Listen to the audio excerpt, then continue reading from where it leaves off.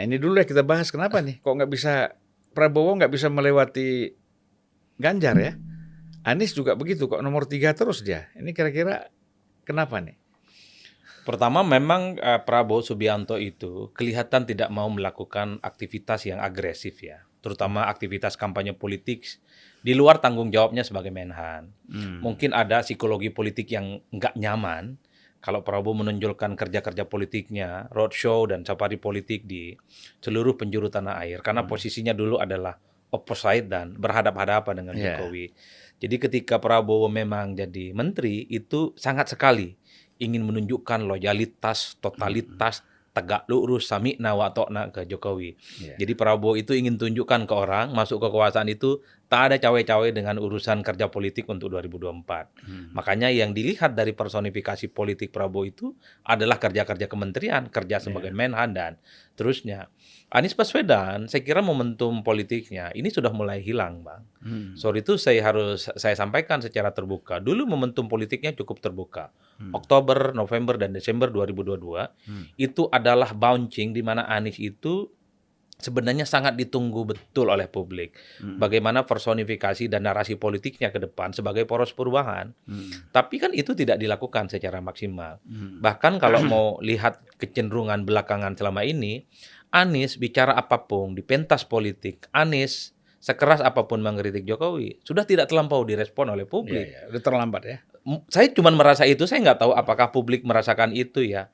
Tapi ketika Anies misalnya bicara tentang ada Menko yang misalnya dikritik tidak mau soal bagaimana undang-undang yang bisa direvisi tentang jabatan 3 periode dan seterusnya, termasuk misalnya harus presiden itu tidak boleh partisan dan harus berdiri di semua kalangan, itu tidak mendapatkan respon dari publik. Ya.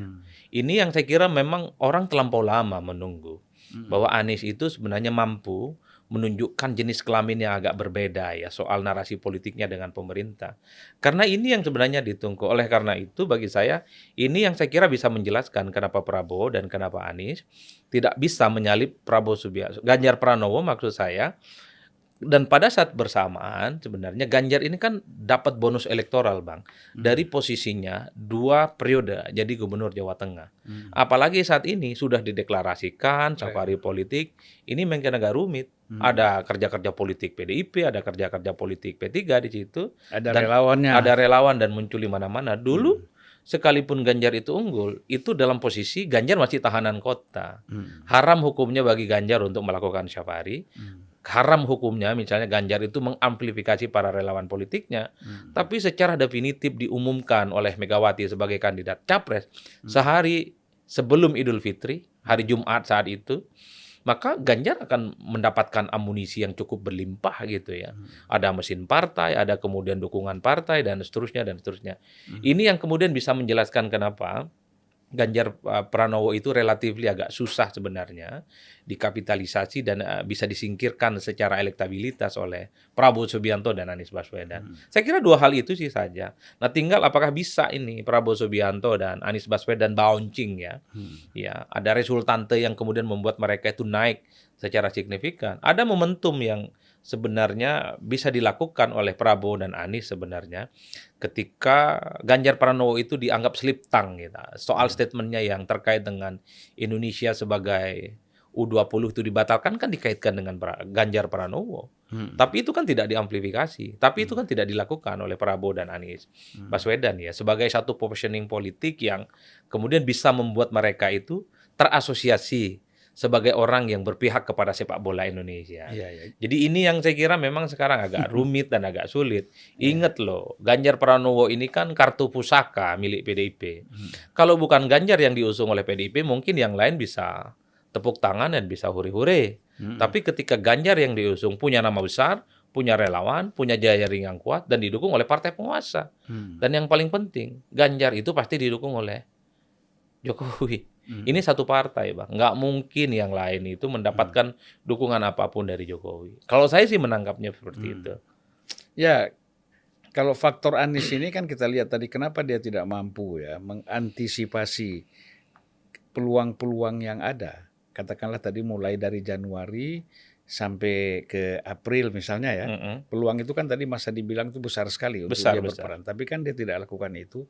Apa mungkin gini Mas Adi, kita bicara kalau coba bicara profilnya ya. Profil dia kan bukan seorang aktivis, walaupun dia aktif, ya walaupun dia kumpul-kumpul dengan para aktivis.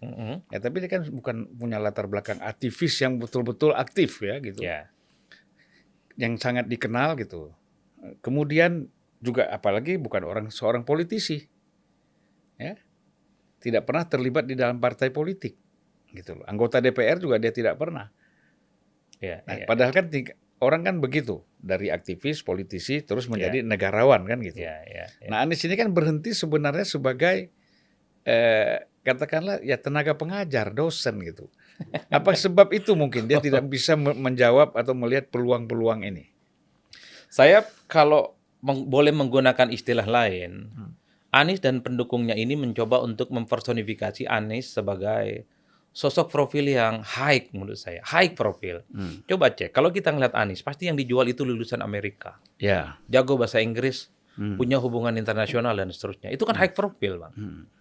Sesuatu yang dulu pernah diamplifikasi oleh Amin Rais. Ataupun PKS saat itu, 2004 terutama, yang kemudian mendapatkan respon dari publik. Tapi ingat, segmentasi orang yang suka dengan profil yang tinggi itu, lulusan luar negeri, jago bahasa Inggris, punya rekam jejak luar negeri yang luar biasa, itu kan sekecil persentasenya, hanya sekitar 15% orang yang peduli dengan persoalan-persoalan itu.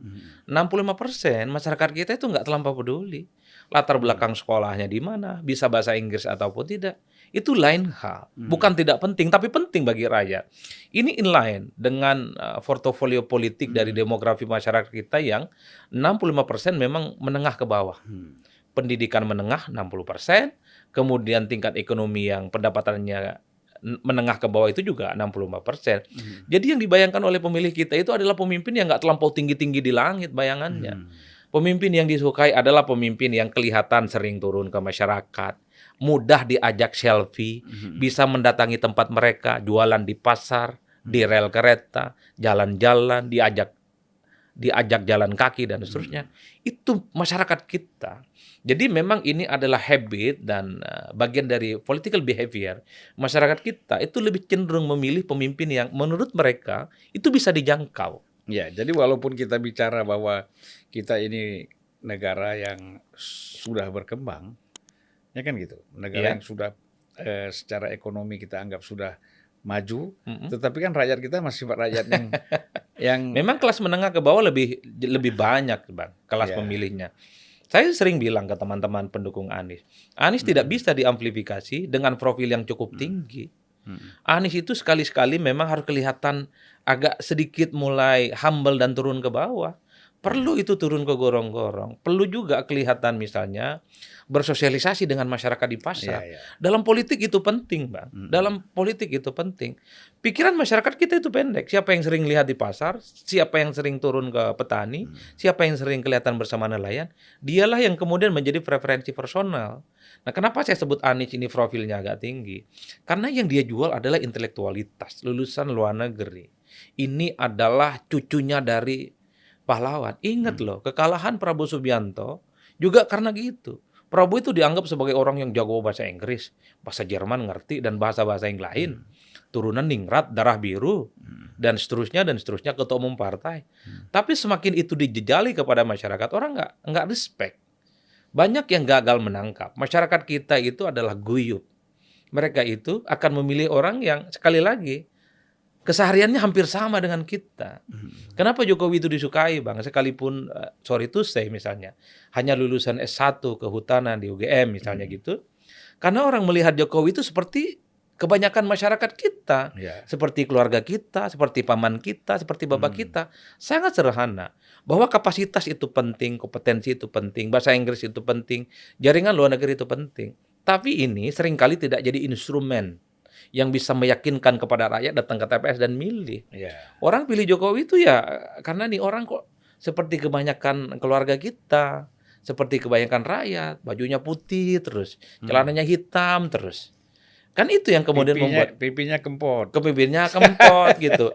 Artinya apa? Orang melihat Jokowi itu Ya sama dengan kita nih, rakyat banget lah suasana hatinya, kan begitu. Persoalan itu pencitraan, persoalan itu by design, saya kira nggak ada soal. Kan tujuan dari pemilu itu kan menang. Emangnya kelihatan pintar, ingin kelihatan intelektual, ingin jualan luar negeri, fasih bahasa Inggris dan sejumlah bahasa, apakah itu bukan pencitraan? Pencitraan juga. Itu pencitraan. Artinya apa? Kalau kita belajar tentang teori komunikasi politik, Bang, orang ingin kelihatan sederhana sekalipun, itu ada teorinya. Itu butuh survei. Itu butuh kecenderungan publik, termasuk pakaian yang dipakai, mau putih, mau biru, mau kuning. Itu juga harus ditanya kepada publik. Kira-kira kalau calon presiden ingin bertanding di 2024, condongnya lebih warna apa pakaian yang disuka? Itu ada preferensi ilmiahnya. Artinya apa? Pencitraan itu suatu yang tidak bisa dipisahkan dalam politik kita. Karena politik kita itu kan bukan soal gagah-gagahan lulusan luar negeri, Bang.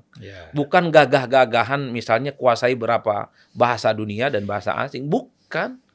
Politik kita itu adalah bagaimana mampu meyakinkan rakyat datang ke TPS dan menang.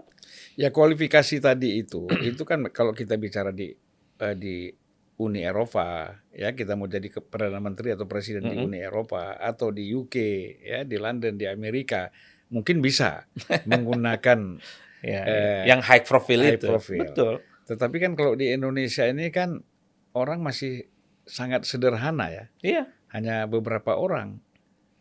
Ya, paling kayak tadi Mas Adi bilang mungkin 15%. Iya, itu persentase pemilih kita yang rasional dalam arti melihat sesuatu yang wah. Di Menara Gading itu cuma 15%. Ya, tapi nanti itu juga bisa tergerus ketika orang bicara lagi dari aspek-aspek lain kan. Kemampuannya, leadership-nya. Tadi apakah ide dan gagasannya apa, kan makin kritis mereka. Iya. Ya, akhirnya balik juga kepada yang orang yang sederhana tadi kan. Iya, betul. Pada prinsipnya begini. Orang yang ingin maju di 2024, Anies Baswedan, Prabowo Subianto, dan Ganjar, ini kan anak sekolahan semua, Bang. Pendidikannya bagus gitu. Ganjar itu S1 di UGM, S2-nya di UI. 2 kampus top di Indonesia. Apakah Ganjar nggak punya gagasan? Pasti punya. Tapi Ganjar tahu persis sepertinya, kalau jual gagasan, rakyat kita untuk saat ini belum nyambung ini pikirannya.